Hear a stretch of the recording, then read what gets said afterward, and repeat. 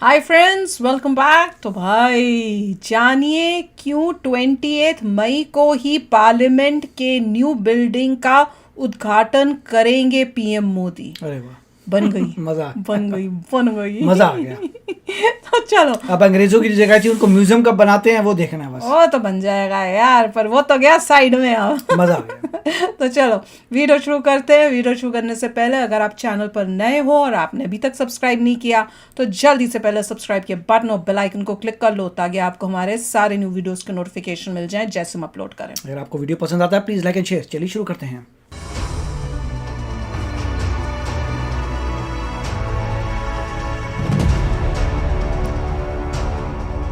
वाह,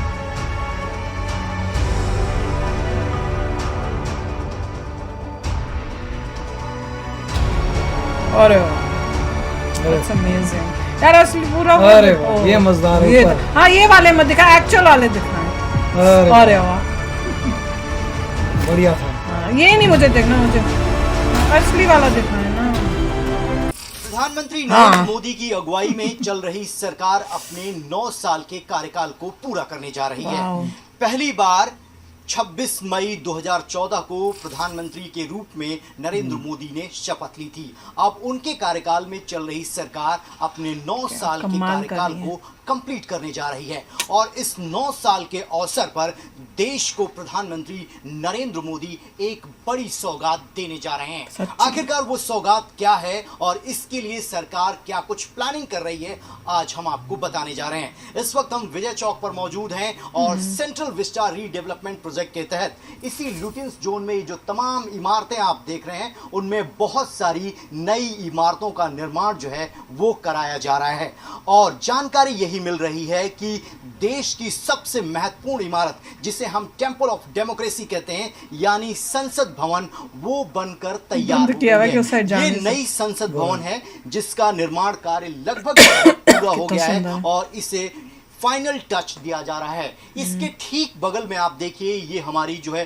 पुरानी संसद भवन है जिसका निर्माण कार्य अंग्रेजों ये भी तो बड़ा था। एडवर्ड लुटियन जो आर्किटेक्ट था उसने किया था। ये अंग्रेजों के कार्यकाल में नाम भी लुटिया वाला, लूटने वाला। लंबे समय से इस बात की मांग चल रही थी लुटेरा कि जो था। पुरानी संसद नाम भी भवन वैसे ही है है। उसमें लोगों के बैठने की जो संख्या है, जो सीटें हैं वो कम है। ऐसे में नई संसद भवन का निर्माण कार्य जो है वो जरूरी हो गया था। अब ये सामने जो नई इमारत देख रहे हैं ये भारत की नई संसद भवन है जो कंप्लीट बनकर तैयार हो चुकी है और बहुत जल्द इसे राष्ट्र को समर्पित करने के लिए प्रधानमंत्री नरेंद्र मोदी इसका उद्घाटन करने जा रहे हैं। तो सेंट्रल विस्टा रीडेवलपमेंट प्रोजेक्ट के तहत ये पार्लियामेंट की बिल्डिंग बनाई गई है, ये कंप्लीट तैयार हो गई है। अगर इस बिल्डिंग के खासियत की बात करें तो इसमें 4 फ्लोर हैं। सबसे ऊपर जो है आप अशोक स्तंभ देख रहे हैं और उसके नीचे अगर हम बात करें तो इसके अंदर 4 फ्लोर हैं और लगभग 1200 से ज्यादा सांसदों के बैठने की व्यवस्था जो है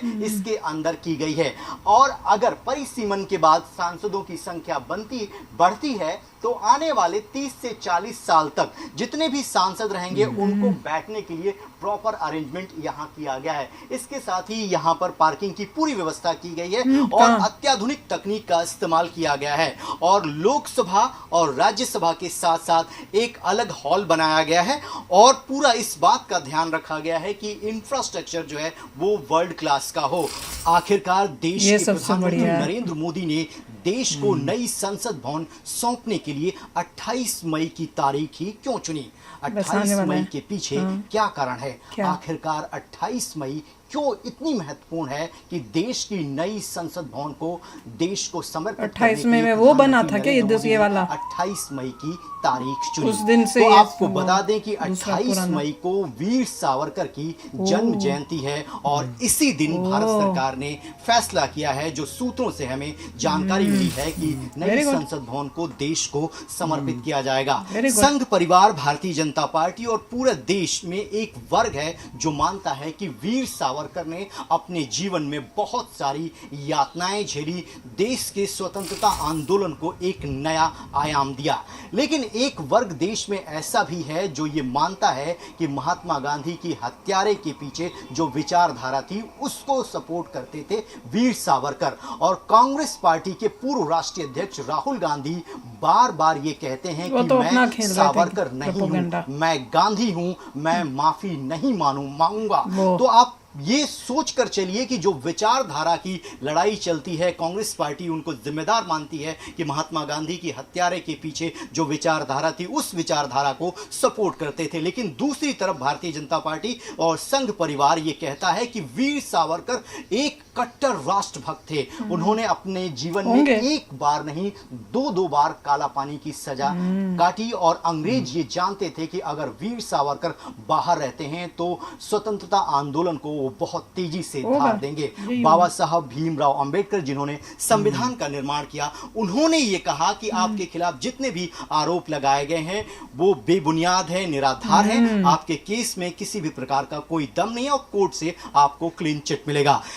2000 में जब भारत के तत्कालीन प्रधानमंत्री अटल बिहारी वाजपेयी ने वीर सावरकर के लिए भारत रत्न की सिफारिश की जिसे ठुकरा दिया गया था, लेकिन अमित शाह जो तत्कालीन गृह मंत्री हैं वो ये कहते हैं कि अगर वीर सावरकर नहीं रहते तो भारत का प्रथम स्वतंत्रता आंदोलन जिसके बारे में हम जानते हैं 1857 का, उसे याद नहीं किया जाता। यानी वीर सावरकर ने अपना पूरा जीवन खपा दिया भारत की आजादी के लिए और उस दिन को चुना है जिस दिन ये नई पार्लियामेंट जो देश को समर्पित होगी और जो आने वाली पीढ़ी है उसको ये बताया जाएगा कि वीर सावरकर का योगदान इस भारत के आजादी में कितना महत्वपूर्ण है और इससे बेहतर दिन नहीं हो सकता और इससे बेहतर तारीख नहीं हो सकती और वीर सावरकर से बड़ा प्रेरणा स्रोत युवाओं के लिए नहीं हो सकता और विचारधारा की लड़ाई को लड़ने के लिए इस तारीख को चुना गया है। वीडियो जर्नलिस्ट बिलाल भट्ट के साथ रविकांत राय, टाइम्स ऑफ नवभारत, दिल्ली। यार अंदर से चाइना देख पाए पर बाहर से देख लिया, क्या मैं तो सारा टाइम ये सोचा था पुरानी वाली पार्लियामेंट है उसका क्या करेंगे, उसे तोड़ेंगे, तोड़ ताड़ के चूरा बना के उसके ऊपर बड़ी जबरदस्त बिल्डिंग बनेगी, कुछ बनेगी, मजा आ जाएगा। होना तो यही चाहिए था, तोड़वा के इसको नया बनाओ और नई चीज बनाओ जो और यूटिलिटी। म्यूजियम को हमने क्या करना है, कुछ नहीं, और कंस्ट्रक्टिव पुराने जो भी चिन्ह उनको खत्म कर दो, हमें तोड़वा के, हमें कुछ नहीं चाहिए, तोड़वा के वहाँ जबरदस्त आलीशान कोई जबरदस्त बिल्डिंग बने, कोई रॉ का हेडक्वार्टर्स बनना, कुछ ना कुछ बना दो। म्यूजियम की जगह कुछ और अच्छा कुछ बनाना चाहिए। म्यूजियम का हेडक्वार्टर्स, डिफेंस का हेडक्वार्टर्स, समथिंग पावरफुल वो होना चाहिए। और ये जो बता रहे थे ना ये राहुल गांधी कि मैं तो गांधी हूँ, मैं माफी नहीं मांगूंगा, मैंने कहा तुमने तो पूरी गांधी की आइडियोलॉजी जो हमने पढ़ी थी बुकों में तुमने तो उसी को उल्टा कर दिया। तुम तो गांधी का ए ही नहीं समझ पा रहे थे। तो उससे पता चल रहा है कि किस तरह से मतलब ऐसा उन्होंने किया हुआ था कि जो बाकी फ्रीडम फाइटर्स थे उनकी सारी इंपॉर्टेंस जीरो करके सारा फोकस गांधी गांधी गांधी करके इन्होंने अपनी पार्टी को दिखाने के लिए कि हम इतने सालों तक जीतते रहे, वो इन्होंने गेम खेली है जहां तक मुझे अब समझ में आता है। चलिए जो भी है पर दिस इज सो गुड। हाँ नहीं, मोदी जी ने कितना अच्छा किया, देखो क्या क्या कमाल कर दिए। कभी अपने कांग्रेस जो इतने सालों तक आई थी बनाया क्या, क्या बनाया तुमने, क्या ऐसी चीज बनाई जिससे इंडियन को प्राउड फील हो, बताओ जरा मुझे। आप प्लान भी नहीं आया होगा ये सब करना। वो कहेंगे हम क्यों बनाए यार, ये अच्छा वाला है, ये तो हमारे हम बल्कि हम इससे हम अपने आप को इंफीरियर फील करते रहे कह रहे हैं मोदी जी आने के बाद ही क्यों बना, क्यों बन रहा है, पहले क्यों नहीं बना, ये सब चीजें क्यों हो रही हैं अब। पहले भी तो वही पूछती हूँ जो कांग्रेस के जिनको कांग्रेस से बड़ा मतलब प्यार है दैट्स फाइन, उनसे पूछिए, उनको खुद देखना चाहिए कि पहले क्यों नहीं बनाया हम लोगों ने। यार जब भी ये बिल्डिंग देखो ब्रिटिशर्स के टाइम की है, ब्रिटिशर्स के टाइम की है, वही देख देख के हमें इतना होता था अच्छा ब्रिटिशर्स ने हमारे ऊपर राज किया है। यार हटाओ यार उसमें वहां से, तब से कितनी जनरेशंस आ गई, बस वही इंफीरियरिटी होता है, ब्रिटिशर्स राज किया था, ये ब्रिटिशर ने बनाया, ये भी ब्रिटिशर ने बनाया, सारी जो चीजें ब्रिटिशर ने बनाया था एक एक करके उसको खत्म कर देनी, नई चीज बना के उसको खत्म करके ताकि हमें दिखे ही ना, वो हमें दिखना ही नहीं चाहिए। अब हम बहुत आगे बढ़ रहे हैं, हमें ब्रिटिशर्स की कोई नामो निशान नहीं चाहिए अब यहाँ पर, क्योंकि कोई अंग्रेज यहाँ इंडिया में आता है लगता है हमने बनाया था। अरे उसको जो 10 साल बाद आएगा उसे कुछ नहीं है वहाँ पे, तूने जो बनाया था वो सब बकवास था, वो तो मार मोर के हमने जबरदस्त बना दिया। बिल्कुल होना यही चाहिए ताकि उससे निकले हम और तभी हमको एक्चुअल आजादी मिलनी है। क्योंकि वो थॉट बहुत, मतलब मैं बता रही हूँ कि सोच के होता है, अगर आप ध्यान से किसी टाइम सोचो ना तो आपको लगेगा वो।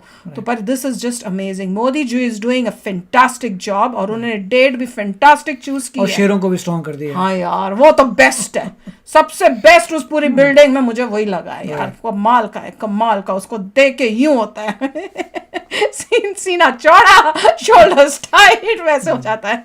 This is amazing. चलो अब 28 को याद दिलाना है, जल्दी से हमने देखना है। तो चलते हैं, मिलेंगे नेक्स्ट वीडियो में बहुत ही जल्द। Till then take care and bye bye. तो अगर आप मेरे इस चैनल पे नए हो तो जल्दी से सब्सक्राइब के बटन को हिट करो और बेल आइकन को क्लिक करो, ताकि आपको मेरा जब नया वीडियो मैं लगाऊं आपको उसके बारे में जल्दी से पता चल जाए।